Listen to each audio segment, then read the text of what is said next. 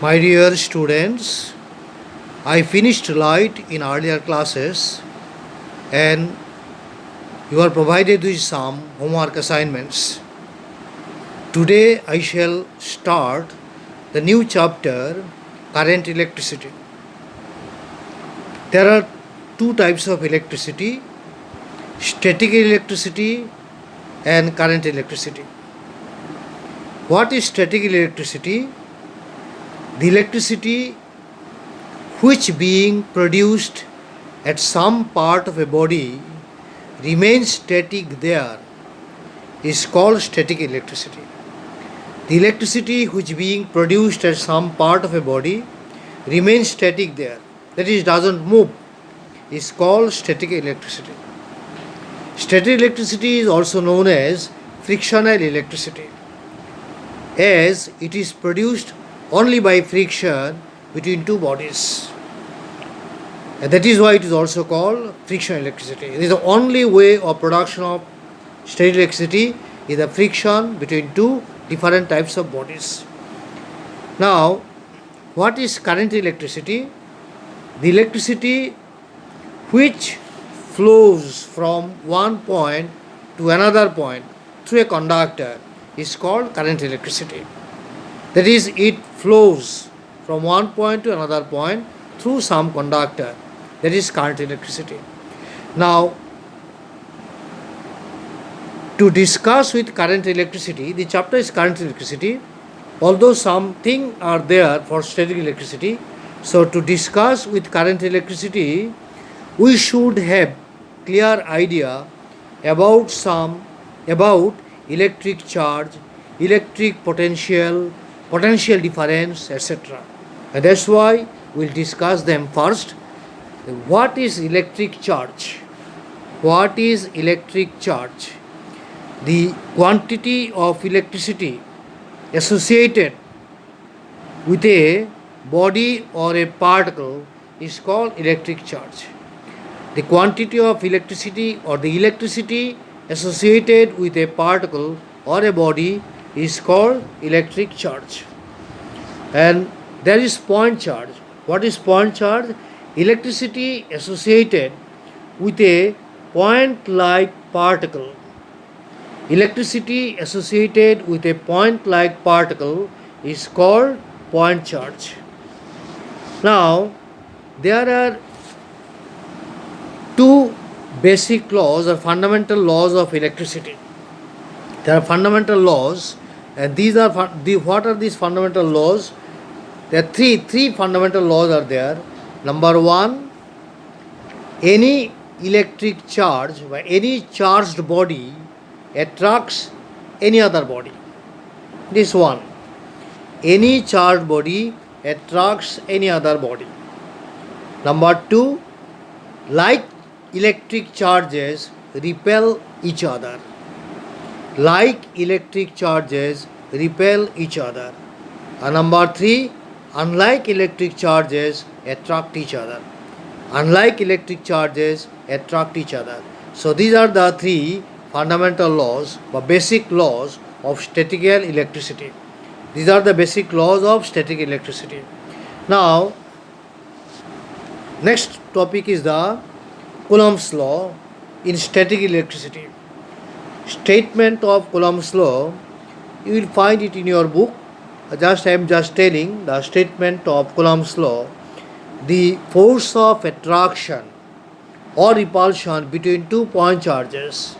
The force of attraction or repulsion between two point charges is directly proportional to the product of the charges and inversely proportional to the square of the distance between them. And this force acts along the straight line joining the two point charges. I am just repeating the law. The force of attraction or repulsion between two point charges is directly proportional to the product of the charges and inversely proportional to the square of the distance between the charges. And this force acts along the straight line joining the two charges. This is the statement of Coulomb's law. Now one thing you see, just I am telling that it is similar to the Newton's law of gravitation. Here the similar law you can tell. Here product of, instead of product of masses is product of charges. In case of law of gravitation there is force of attraction only. Here force of attraction or repulsion. If there are similar charges then repulsion. If dissimilar charges then attraction. So now let us consider, now we discuss it mathematically.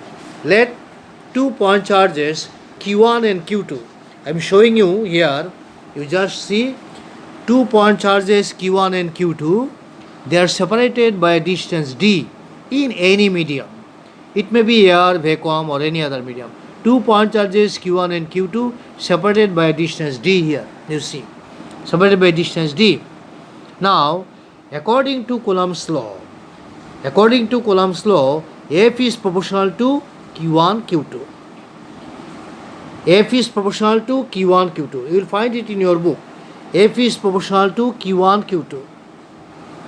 When the distance between the charges remain constant, when d remains constant, F is proportional to Q1, Q2 when d remains constant. Again, F is proportional to 1 by d square when Q1, Q2 remain constant. The two parts, F is proportional to Q1, Q2 when d remains constant, and F is proportional to 1 by d square when Q1, Q2 remains constant.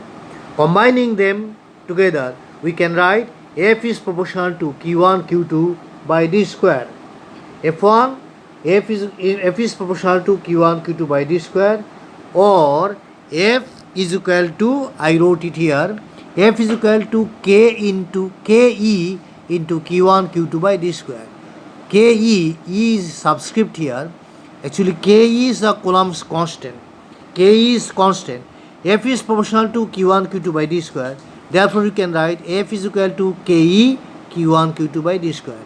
Where K is a constant, it is called Coulomb's constant. K is constant, it is called Coulomb's constant, the value of which depends on the nature of the medium and the system of units chosen. The value of the Coulomb's constant depends on the nature of the medium in which the charges are placed and the system of units chosen, that is CGS or SI. On this factor the value of K depends. Now we have to tell the mathematical form of Coulomb's law both in CGS system and SI system. I am just discussing it. Now in CGS system, you write in CGS system K is equal to, I wrote here, in CGS system K is equal to 1 by K. K is equal to 1 by K, where K is relative permittivity or dielectric constant or specific inductive capacity of the medium. In CGS system we can write Ke, মানে Coulomb's constant, the value of the Coulomb's constant, K is equal to 1 by K, where K is another constant, it is capital K generally. The K is another constant called relative permittivity or dielectric constant. I am just showing it here. Relative permittivity or dielectric constant or specific inductive capacity. In short, it is called SIC of the medium. It is dielectric constant or relative permittivity or specific inductive capacity of the medium in which the charges are placed. So this is the value of, this is the K. Now we can write, say, as the value of K is equal to 1 by K, I wrote it. So Coulomb's law can be written as, here you see, Coulomb's law can be written as F is equal to Q1 Q2 by KD square. In CGS system you can write, in CGS system in any medium F is equal to Q1 Q2 by KD square. In vacuum or air, the value of K is equal to 1. In vacuum or air is nearly equal to 1 for air, but exactly equal to 1 for vacuum. for all practical purpose, we can tell in vacuum or air the value of K is equal to 1. Therefore, in vacuum of air we can write F is equal to Q1 Q2 by d square. In any medium, F is equal to Q1 Q2 by kd square, where K is the dielectric constant, and in vacuum or air, F is equal to Q1 Q2 by d square. In CGS system. Now, in SI system, I wrote it here, in SI system, K is equal to 1 by 4 pi epsilon 0 K.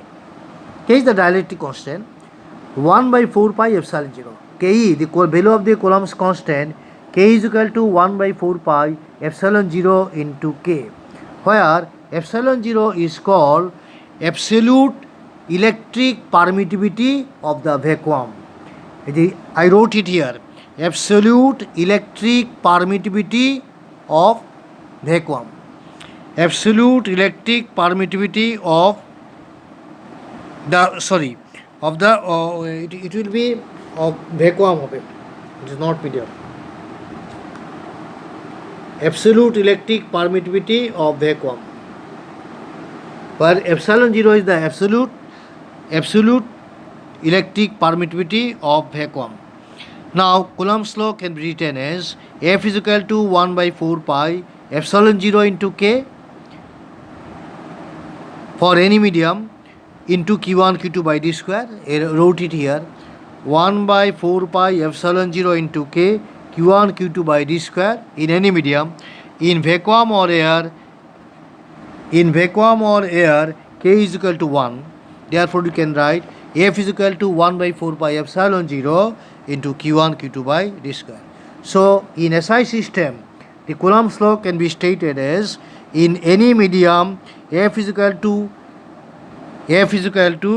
1 by 4 pi epsilon 0 into K Q1 Q2 by d square, and in vacuum or air K is equal to 1. Therefore, F is equal to 1 by 4 pi epsilon 0 Q1 Q2 by d square. So, these are the statement of mathematical form of Coulomb's law in CGS system and SI system. You have to remember them in solving. Now, the value of epsilon 0. You see, value of epsilon 0, I wrote it here, is 0.8542 into 10 to the power minus 12. I wrote it here. The value of epsilon 0, I wrote it here, 0.8542 10 to the power into 10 to the power minus 12 Coulomb square per Newton meter square. Coulomb square per Newton meter square, the value of epsilon 0. And 1 by 4 pi epsilon 0, the value of 1 by 4 pi epsilon 0 is equal to 9 into 10 to the power 9 Newton meter square per Coulomb square. You have to remember the values of epsilon 0 and 1 by 4 pi epsilon 0. The 1 by 4 pi epsilon 0 is 9 into 10 to the power 9 Newton meter square per Coulomb square. So, in SI system, we can write Coulomb's law is 1 by 4 pi epsilon 0, the value of 1 by 4 pi epsilon 0 is 9 into 10 to the power 9. So, in SI system, the Coulomb's law can be written as F is equal to 9 into 10 to the power 9 into Q1 Q2 by d square. In vacuum or air or any other medium, the Coulomb's law can be written as 9 into 10 to the power 9 into Q1 Q2 by k d square. Here k is the dielectric constant of the medium. So, value of 1 by 4 pi epsilon 0 is 9 into 10 to the power 9. You have to remember it and you have to solve problem using this formula. Now, our next topic will be, now one thing in connection with Coulomb's law, following points are to be noted. Some points are there regarding Coulomb's law, you have to note them. So, these are the, you write, number 1, the some points regarding Coulomb's law. It holds good, that is Coulomb's law holds good only for point charges and not for moving charges. This is first point. Coulomb's law holds good only for static charges, point static charges and not for moving charges. Coulomb's law holds good only for static point charges and not for moving charges. And number two, Coulombian force. This is called Coulombian force. Coulombian force is confined within the distance between the two charges. Between the two charges, the Coulombian force is confined within the distance between the two charges. And number three, the force between the two charges, that is Coulombian force between two charges, is not affected by the presence of any third charge. The Coulombian force between two charges is not affected by the presence of any third charge. Suppose there are three charges. The force of attraction or repulsion between any two charge is independent, is not affected by the third charge. This is the point. So these are the characteristics of Coulombian force and some points regarding Coulomb's law. Our next topic is unit of charges. The units of charges. Now, units of charges in CJ system, the unit of charge is ESU of charge, or state coulomb. CJ system, in CJ system, the unit of charge is ESU of charge. ESU means electrostatic unit, electrostatic unit of charge, ESU of charge or state coulomb. ESU of charge or state coulomb. State coulomb in symbol it is written as ST capital C. ST capital. This is the CJ system. Another CJ unit of charge is there, that is F coulomb. This is called F coulomb. AB coulomb. COULOMB. F coulomb, or it is called, in short, is called AB capital C. Small AB capital C. I wrote it here. You see, state coulomb, ESU of charge or state coulomb, STC, and another unit, CJS unit, F coulomb, it is called ABC. C is capital, AB small letter. And SI unit, it is coulomb, only capital C. Now, definition of state coulomb and coulomb is needed. Actually, it comes from Coulomb's law. You write the definition of state coulomb or ESU of charge. One ESU of charge is that charge. One ESU of charge is that charge which being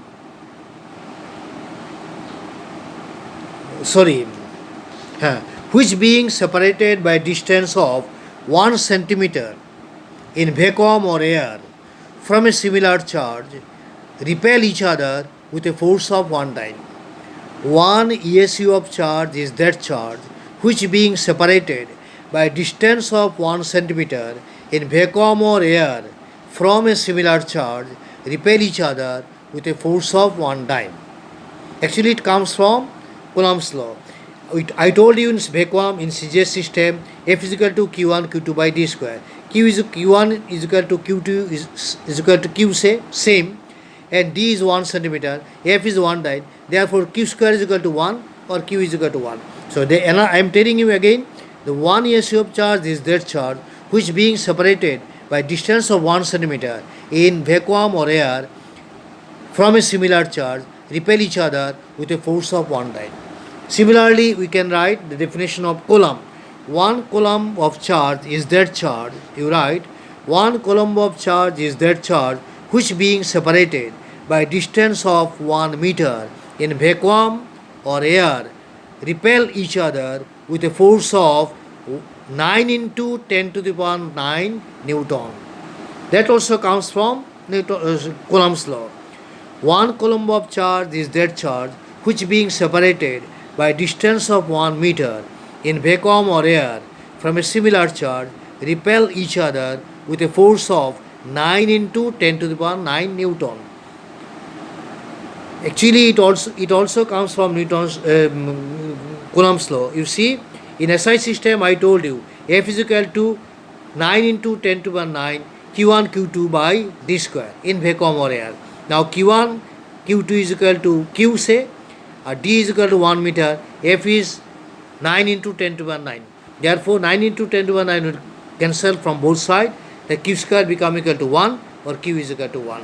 So 1 coulomb of charge is that charge which being separated by distance of 1 meter in vacuum or air from a similar charge repel each other with a force of 9 into 10 to the power 9 Newton. And another unit I told you, CGS unit, F coulomb. It is not the definition of F coulomb, but relation among these three. I wrote it here, you see. 1 F coulomb is equal to 1 F coulomb is equal to 10 coulomb. 1 F coulomb is equal to 10 coulomb is equal to 3 into 10 to the power 10 state coulomb. 1 F coulomb is equal to 10 coulomb is equal to 3 into 10 to the power 10 state coulomb. So we can write 1 coulomb is equal to 3 into 10 to the power 9 state coulomb or 3 into 10 to the power 9 ESU of charge. So you can, this is the relation. 1 F coulomb is equal to 10 coulomb is equal to 3 into 10 to the power 10 F coulomb state coulomb CGS unit. So these are the relation among these charges. Okay.